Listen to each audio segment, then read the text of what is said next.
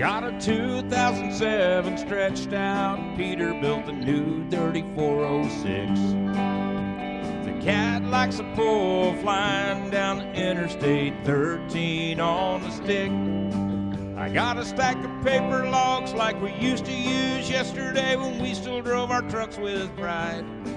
But now they cut back, my horses got an E-log on the channel. Check it out. It's Edgar Hansen. Yes, sir. Oh, okay, so we're here with Edgar, and he's kind of got that, what the hell am I getting into look. You guys all know him from Deadliest Catch, of course, favorite show. How's it going, Edgar? How's it going? How's the season been? Well, I can't tell you too much, but no, because you're not there, right? we just got home. We were gone December 26th. We just got home 2 weeks ago. Everyone got home safe? So we all got our fingers and toes. That's always a bonus. Because watching that show, we see those things getting snapped all the time. Oh yeah, it happens every day. Yeah. The problem is we lost a couple key players on our boat. Oh, did we? You'll have to. Oh, we'll have to wait and see when that comes out, right? Stay tuned. Yeah. Okay, awesome. But everyone got home safe. Everything's good. It's awesome to meet you. I didn't get to run the boat this time, but that's You didn't get to run the boat. There's always next time. I was going to say, isn't that kind of? Let me guess, Zig. Pretty much, yeah. That's the older, meaner brother. So. Yeah.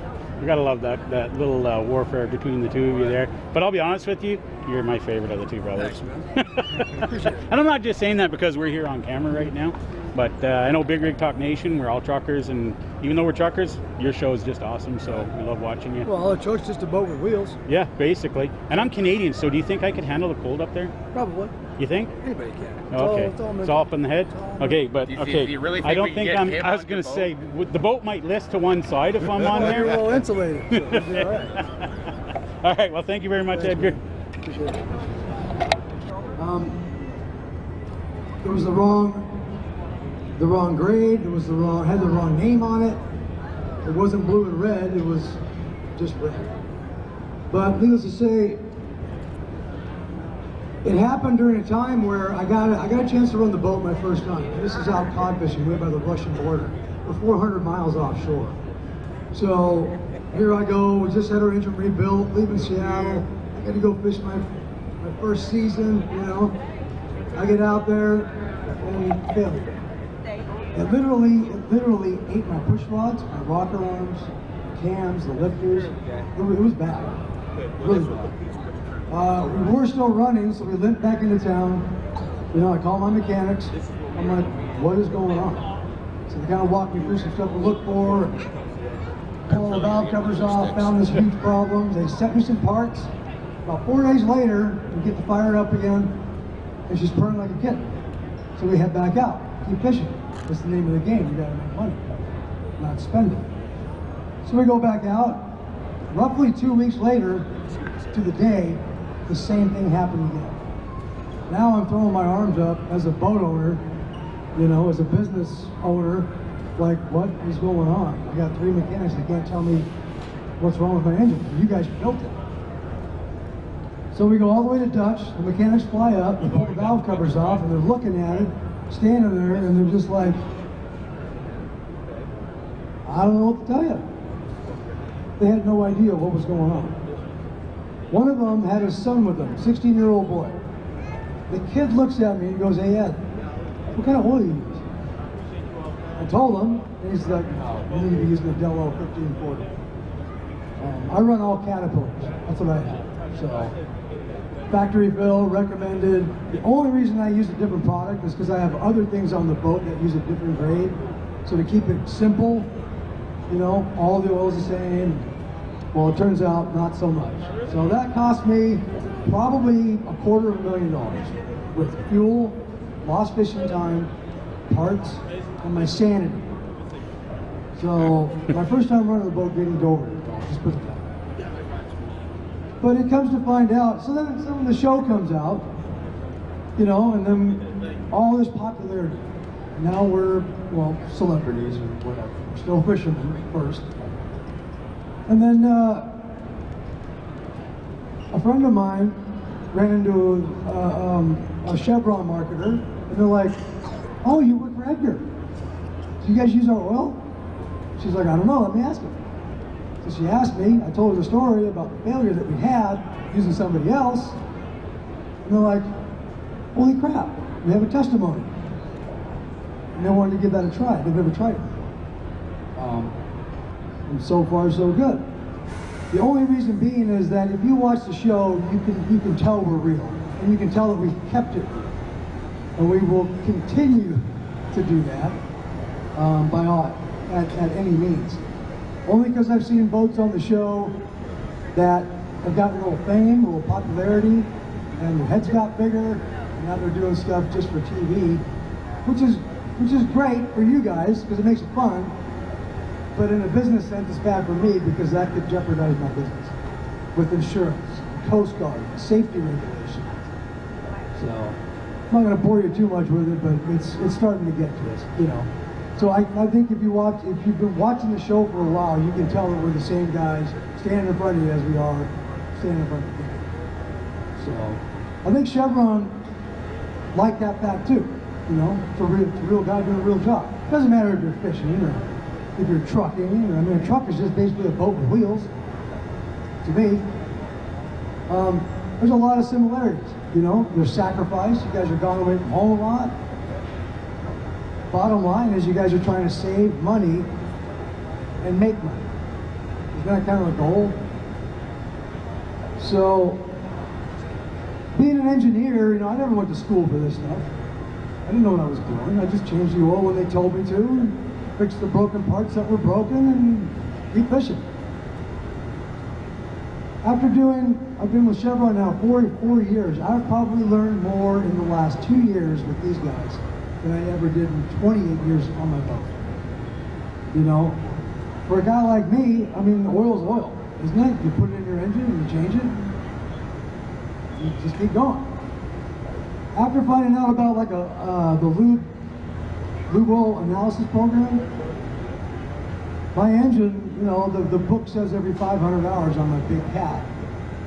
Well, after finding out that they can actually take a test and tell me if my oil's still good or bad, or if I'm having wear in my engine, and that's almost like a fortune teller. I had no clue you could do this. So now I'm going an extra 150 hours just on my engine. That's what I'm saying. From just using a different product, the right product, the right application. So it's really, for me as a business owner, I think just this oil, if you look at the boat as a big picture, just the oil part has helped us. I think we've made more money, saved more money, not broken down as much just because of using oil, the right oil. So I'm sure any driver here or any mechanic here who knows his stuff probably will agree with me. I'm assuming. So after seeing what the oil did, Chevron came down a couple years later. It's time for another overhaul on the engine. So now the parts that I had put in when I switched to Delo now have 14,000 hours on it. I went almost 3,000 hours over my extended, my overhaul time. So Chevron brought some cameras down to shipyard, and they're going to document the teardown and see how their oil did. So that could have gone one of two ways. That could have gone really bad for them or really good. When we opened up the valve covers, pulled the heads off, those parts came out looking like the day they landed. And they've got a YouTube thing on it. It's on their website. It's on my Facebook too. It's pretty cool to see. I got two mechanics that are pulling my engine apart going, holy crap, these look really good. I probably could have reused 80% of the parts that came out of it, besides the bearings. So when you're talking $150,000 overhaul, I could have saved probably 80 grand if I wanted to. But of course we went, you know, just but I could have used it, which is really good to know that this stuff is actually doing what it says it's going to do. Actually, it's doing what they say it's going to do. Hey dude, what's up? They're the scientists, not me. So seeing what that did for my engine, you know, we went a step further. When we tried the hydraulic oil, the synthetic. Okay, bye. Not many crab boats use this stuff because it's kind of hard to get. I figured, what the heck? You guys say it works, then I believe it. So guess what? Filled my tank, I went out fishing, it got to be 40 below, I didn't blow one hose in 2 years. That's pretty badass. So I'm the guy who's got to fix it. I'm the guy who's got to freeze my butt off, 30 feet in the air, dingling around like a monkey, 44 years old, and change a hose because the oil was too thick and didn't want to go through it. So it's been really, really neat for me because I love learning, and knowledge is power. And with this, I mean, if you can save your company money, make it go farther, and that's their motto. You know, they're helping people go farther. They're not kidding. I think Gabe left. So basically now everything on that boat, stem to stern, front to back, chevron, bellow, you know, you can sit here for an hour and try to sell me on a product. I'm not going to buy anything until I know it works. I know it. Let me see it. I'll, you know, proof is in the pudding. So after, yeah, when they did the teardown, I mean, it was amazing to see. So, well, this is why I'm here, because I use their product, and I'm going to talk about it. Does anybody have any questions that they want to blurt out, whether it's for Chevron or me?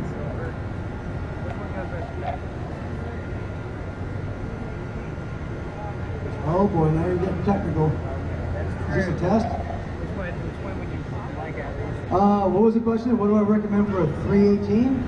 That one's, yeah, silver would go good because they give us. Who is it? Detroit? Who is There it? you go. What's the name?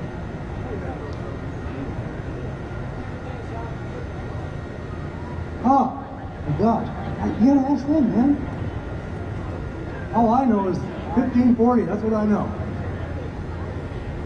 Yeah, I'm not that educated yet. I'm not going to tell you what oil to put in your car. Are you kidding me? Somebody else told me to do that. Look what happened. But I'm sure somebody's listening and would love to help you answer. So, gentleman's asking what kind of oil they use in a 318 Dodge. What kind of oil they use in a 318 Dodge? 10W30. I say we get a pool going. You say what? Delvac? What do you say? 318 Dodge. What kind of oil? Just answer the question. Mobile. Delvo? Close enough. Good answer. Anybody else? Yeah.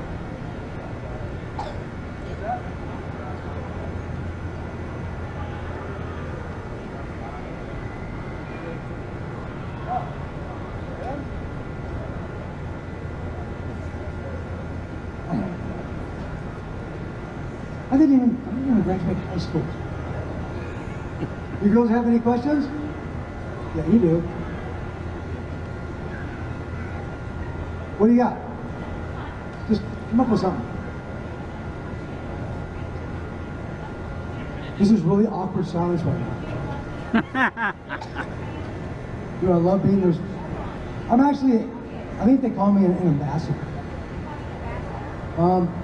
Yeah, it's, of course. Only because that's working in my boat. I got a question. Yes, I enjoy representing them because of what. You got it? Ask me a question. No. Oh, we're talking about being a sellout. No. That's where the keeping it real thing comes in. Good question. Well, it depends on how much they want to pay me. Are you going personal? I'm kidding. No. Anybody else? Show. Got nothing? Does the question have to be oil related? I'm an open book. What do you want to know? Oh, that's good. No, the question does not have to be oil related. Okay, so on the show, it a week, 2 weeks, a month is stretched into like one episode. How long is your average haul out for a season before you get to go back in? Watching the show's 16 weeks. Each boat is roughly on an episode for 7 minutes. That's a lot of TV. Good. Because it took them probably 1,500 hours to get that. There's a lot of cameras, a lot of tape, a lot of editing. But typically, I mean, we'll fish. I know the show doesn't really show when we're there and for how long. King crab is beginning of October, probably into the middle of November. Then we get December off for Christmas. This year we left December 26th. We just got back 2 weeks ago. That's about, what, 2.5 months? So putting in about £1 million pounds. Awesome. So, yeah. So that's why I say it's a little deceiving on the show for the time frame. It's not like the typical driver who goes out for 2 weeks and Well, then then it's you home. get the guys that watch the show that want to be a crab fisherman, and they sell everything they have to buy a plane ticket. And while they're watching the show, they're like, man, I got to get up there and try to get a job. Well, guess what? When the show airs, there are no boats up there. They're all in Seattle doing shipyard.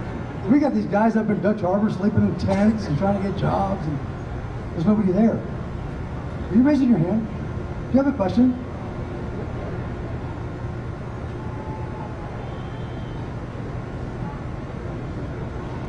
Good question. What's your name? Ben? Ben asked me if I've ever had an Atlantic tuna slap me in the face.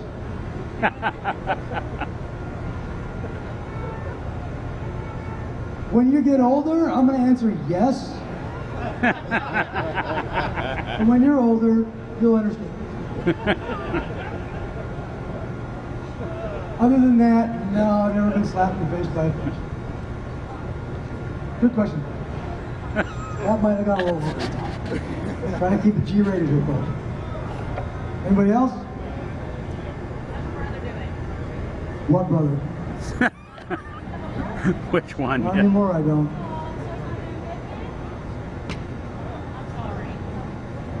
We're not getting along. But no, Sig's there. Sig's still there. I didn't get a chance to run the boat this year, which is really sad because I'm getting old and broken, and he doesn't care. So, but he's a hell of a captain.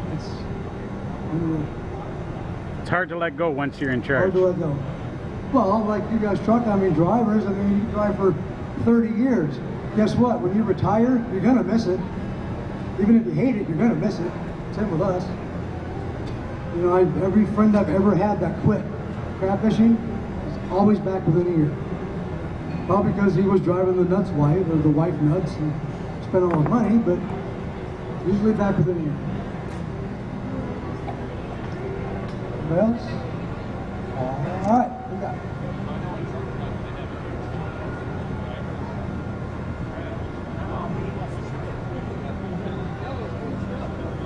Yeah, a high turnover for drivers, you're saying? And then us, well, it depends on what you mean by turnover. Guys on my boat or guys in the industry, and how long can they last? Well, because of the show, every Tom, Dick, and Harry wants to try.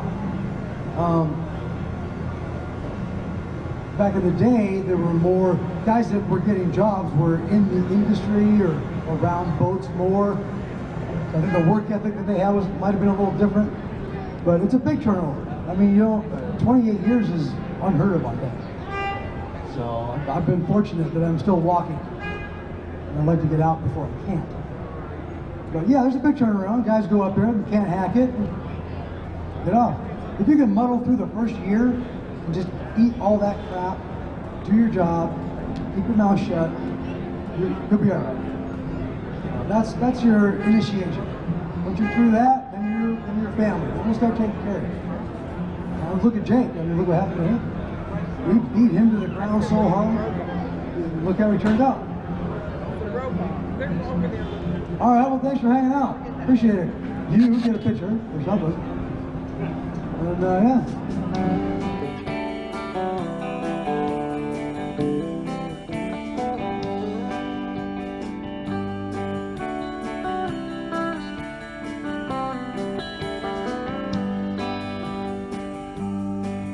Got a 2007 stretched out. Peter built a new 3406. The cat likes a pull flying down the Interstate 13 on the stick. I got a stack of paper logs like we used to use yesterday when we still drove our trucks with pride. But now they cut back, my horse has got an E-log on the dash. Now I'm always running behind. Tell me it's for safety, but I'm way below the limit, 'cause they taking all my power away. I'm cut back so slow, and a bug hits my windshield. children says, get the hell